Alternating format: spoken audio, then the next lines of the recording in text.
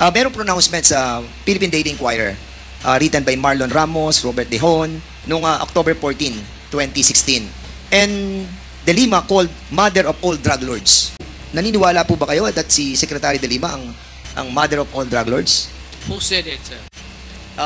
According sa report ay Sino, si sir? Director Ruel Lasala and Reynaldo Esmeralda, former NBI officer in charge ng Department of I Justice. would like to congratulate them for making this statement.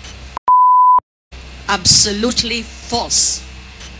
That is a fictitious, bogus allegation against me. Absuelto na po ako dun sa tatlo dahil wala po akong kinalaman sa illegal drugs. So that is absolutely false. That is a slanderous accusation against me. Doon po sa nabasa kong sa news, and if I may, police were outsourcing extrajudicial killings to the same vigilante gang they accused of murder. Officials of the PNP, andyan po, kung mababasa po ninyo, coordinated with vigilantes, selected targets to credit for murders, and on occasion paid for assassinations in the name of the war against drugs. So in other words, Mr. Chairman, because of this war on drugs na pronouncement po ninyo, yung pong anti-drug vigilante group existed because of this tinatawag po nating outsourcing ng mga police. Like what happened, Mr. President, nung kami po ay nag-imbestiga dito na si Colonel Santi who testified under oath and made an affidavit na sinasabi po niya na nag-hire po sila ng killer para po kay General Barayuga. At binayaran po nila ng 300,000 pesos. Will you agree with me, Mr. President, that General Barayuga was a victim of extrajudicial killing? I'm sorry, sir. I'm not. Wala talaga akong maisabi lang. Hindi ko alam ano sinasabi mo. This happened, Mr. President, during your time. Yeah. But you don't know what happened to General Barayuga? Wala akong Mr. Chairman, kasi po panahon po ninyo to nung mamatay si General Barayuga, and it saddened us kung hindi po natin alam kung ano po nangyari doon sa kaso yun. Yan ang problema eh. Gusto ko rin malaman kasi it was during my time. I am as much interested as you. Kasi Mr. President, General po to. Pero yung utos ko, Apo. inaamin ko, Na ano po? walang problema yan. Hindi nyo po ba inimbestigahan itong tungkol kay General Barayuga? Wala akong nakialam dyan, sir.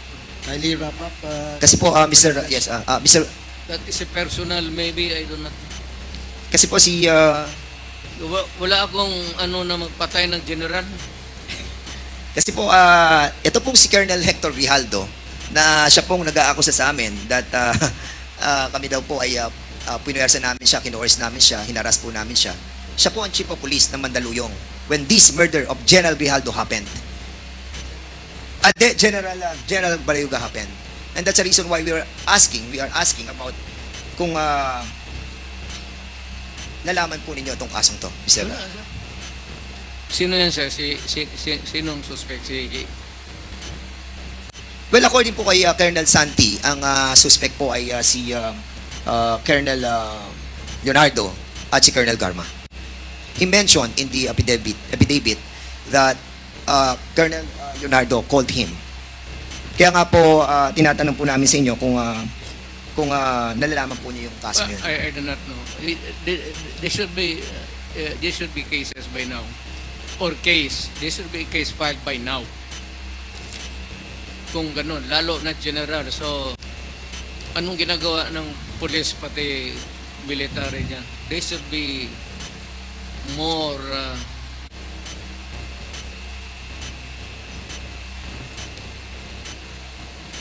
more active. Lalo na yung general. Okay po. Mr. Chairman, Mr. President, merong pronouncement sa Philippine Daily Inquirer written by Marlon Ramos, Robert De Hon, noong October 14, 2016. And De Lima called mother of all drug lords. Nakasulat po to at binabanggit po. Naniniwala po ba kayo that si Secretary De Lima ang mother of all drug lords? Who said it, sir? According sa report ay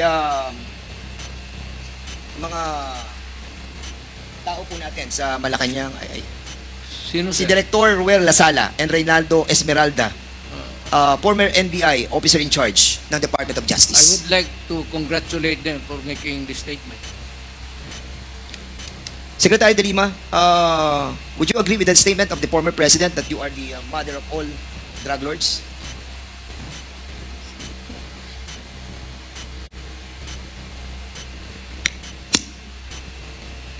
Absolutely false. That is a fictitious, bogus allegation against me. And then they filed cases against me. Kinasuhan po ako nila ng mga kaso tungkol sa droga. Initially, consummated illegal drug trading. Inamend nila into conspiracy to commit illegal trading. 30 kaso yung sinampa sa akin. Absuelto na po ako dun sa 3 dahil wala po akong kinalaman sa illegal drugs. Kasama lang ho yan sa naging propaganda nila. Kasama lang ho yan dun sa mga para meron silang isang figure, a prominent figure, at si Senador De Lima ho yun noon, noong 2016, na doon ang magiging atensyon ng bansa, atensyon ng mundo, na itong babaeng ito ay the mother of all drug lords, the beloved drug trade queen. Ano pong nangyari doon sa mga nag-akusa sa akin, yung mga beloved convicts, mga, nung una, yun ang mga sabi nila, kung ano-ano mga sinabi nila, na nag-raise funds ako. Pero kinalaunan, binabawi ho nila yung kanilang mga akusasyon against me. I was cleared of all 3 drug cases. I underwent the whole process. Dumaan po ako sa buong proseso kahit mahirap, masakit para sa akin. Kinulong ako ng almost 7 years na hindi na po nila yan mababalikan dahil sa pagkagalit nung pinaka-mastermind nung pag-persecute sa akin na inimplement nung kanyang Secretary of Justice, si Vitaliano Aguirre. At meron pang mga ibang handlers na siyang mga kumausap dun sa mga nagtestigo against me. So that is absolutely false. That is a slanderous accusation against me. Thank you po. Mr. Chairman, Mr. President, meron po ako nabasa na news observer nung 2017. At ito po news article tungkol kay Las Cañas, who claims he was a former DDS leader and personally killed about 200 people. Sinabi niya po sa Senado, the squad was formed under the guise of an anti-crime unit within the Davao Police. He says, given the task of the team was, he says, given the task of eliminating hardened criminals and later political opponents and journalists critical of Duterte's rule. He alleged regularly took direct orders from sa inyo po about who to kill and how to dispose of the bodies. Las Cañas claims those shocking words, throw them in the ocean or in the quarry, bury them, make sure there are no traces of the bodies, were spoken by Duterte at one of the dozens of alleged meetings with the DDS. The police hit squad was paid based on the value of the targets, he says. So, Mr. President, ang tanong ko po, totoo po ba ang sinasabi ni Las Cañas? Gano'n nyo po ba katagal nakakilala ang taong ito? Storyteller yan, sir. Si Raul. Pero matagal nyo na po siyang kilala. Pero, police, pero later on, maybe because sa karaming pinatay niya, hinabol siya ng mga kalag. What's kalag in? Espiritu. Ang espiritu ng pinatay niya. Medyo bungog ngayon. May 3 dekada nga po ba siya na nagsilbi sa inyo? Kasi binabanggit niya dito, in his more than 3 decades of service, admitted that he was blindly loyal to the cause and saw his work as a noble form of public service. Mr. President, for a while, we were risking our lives for the welfare of the majority of the people.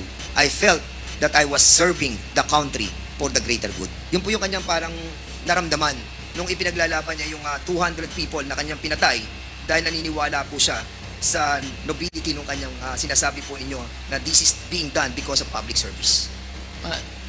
I am now, Yes, sir.